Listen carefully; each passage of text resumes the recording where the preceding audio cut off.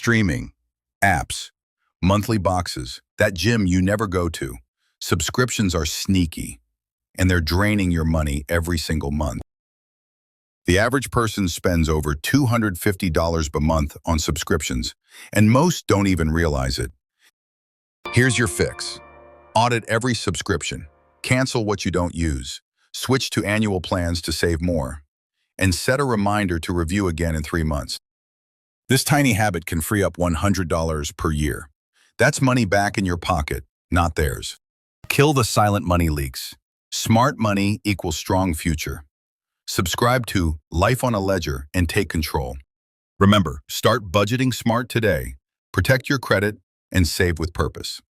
If you found this video helpful, don't forget to like, share, and subscribe. It helps more than you know. Want to support the channel directly like a Patreon? Visit www.pytown.ca/lifeledger and become part of the community. And if you're feeling the vibe, grab some of our merch here. atown.creatorspring.com. Thanks for watching. Keep your finances strong, and we'll see you next time on Life on a Ledger.